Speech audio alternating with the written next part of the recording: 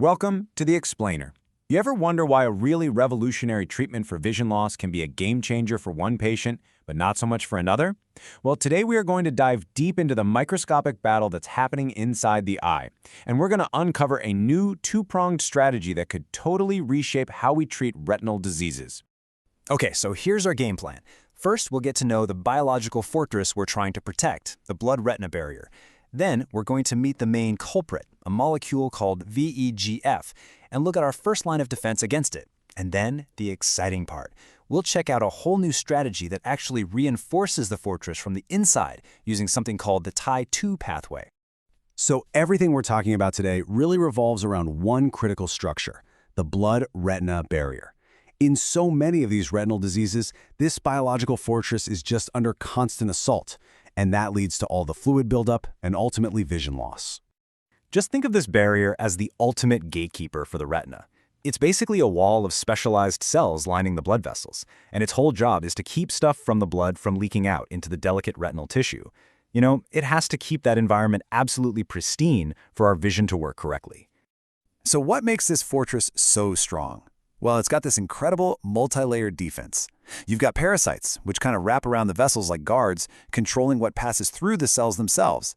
Then you have these adherence junctions. Think of them like super strong mortar that glues the cells together so nothing can leak between them. And the whole thing is held together by an internal cytoskeleton. That's basically the steel framework giving the entire wall its structural integrity. All right, now let's meet the main villain of our story, the guy trying to tear down these defenses.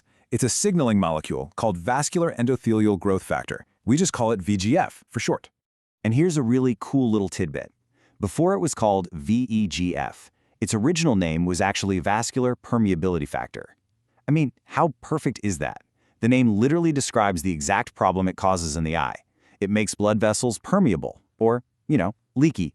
And this really highlights the two-faced nature of VEGF. So on one hand, yeah, it can cause angiogenesis, the growth of new, bad blood vessels, like in wet AMD. But on the other hand, and this is so crucial for diseases like diabetic macular edema, it tells the existing blood vessels to just relax and become leaky. So how does it actually do this? How does it open the floodgates? Well, VEGF sends a chemical signal that causes something called phosphorylation. You can think of it like flipping a tiny switch on the proteins that make up those adherence junctions. This little change loosens that glue holding the cells together, and boom, fluid starts to leak right through. Okay, so the enemy was identified, and medicine's first big counterattack was anti-VEGF therapy. Let's dig into how it works. The strategy here is actually pretty straightforward and elegant. If VEGF is the molecule causing the leak, then let's send in a drug that can find it, grab onto it, and basically take it out of the game.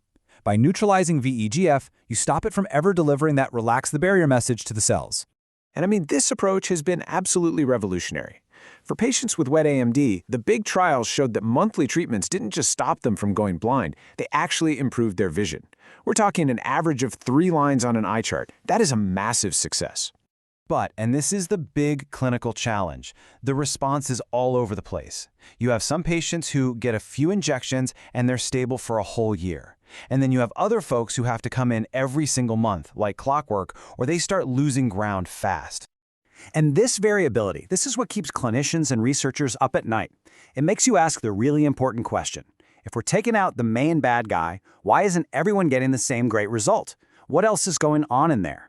Well, a really good explanation is that VEGF isn't the only troublemaker trying to break down the walls. It turns out the inside of the eye in these patients is like a soup of different things that can cause leaks, like inflammatory molecules called cytokines. Your anti-VEGF drug is a sniper. It only takes out VEGF. It can't do anything about these other attackers. So that brings us to this really fascinating new idea. What if, instead of just chasing the bad guys outside the fortress, we could actually work on reinforcing the walls themselves, make them stronger and more resistant to any kind of attack? This is a pretty fundamental shift in thinking. Anti-VEGF therapy is reactive. It waits for the bad signal to show up, then neutralizes it. This new approach, which centers on a receptor called Tie-2, is proactive.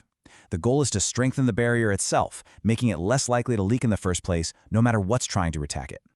So let's break this down. On the surface of these cells is a receptor, Tie-2. You can think of it as the master switch for barrier strength. Now, normally, another molecule keeps this switch in the off position. These new drugs work by basically blocking that off switch. This lets Tie2 flip to on, and that kicks off a chain reaction inside the cell that rebuilds and shores up that internal framework. With a stronger frame, those junctions between the cells get a solid anchor, and it effectively seals the barrier from the inside out. Pretty cool, right? And look, this isn't just some neat idea on a whiteboard. We are now seeing clinical data that suggests this strategy is actually working in people. Let's take a look at some of the really promising results from recent trials. Now, what's really convincing is that we've seen this concept validated in two different ways. So the Boulevard trial used one particular method to flip that Tie2 switch on. The Time 2 trial used a completely different one, but the result? It was the same. Both trials found that when you add a Tie2 activator to the standard anti-VEGF therapy, it works better than anti-VEGF all by itself. That's some powerful evidence that the strategy is solid. So when you put all of these pieces together, what does it really mean for how we're going to treat these terrible eye diseases in the future? The number one takeaway here is that these two strategies aren't fighting each other. They're actually helping each other. They're synergistic. Activating Tie2 seems to potentiate or boost the benefit you get from anti-VEGF. They simply work better together. This is really pointing to a future where the standard of care is this powerful, two-pronged approach. You still have the anti-VEGF drugs playing offense, taking out that main leakage signal. But at the exact same time, you've got Tie2 activators playing defense, proactively making the barrier stronger. And the big hope is that this combination will give us more durable, more complete results for a whole lot more patients. And this brings us to a final, really interesting question to think about. We've gone from one target to a two-pronged attack. So is that it? Is that the final chapter? Or is this actually the dawn of a whole new era of treatment? One where we could design a personalized fortress defense plan for every single patient, targeting their unique biology to save their sight. Now that is the exciting frontier we're looking at in retinal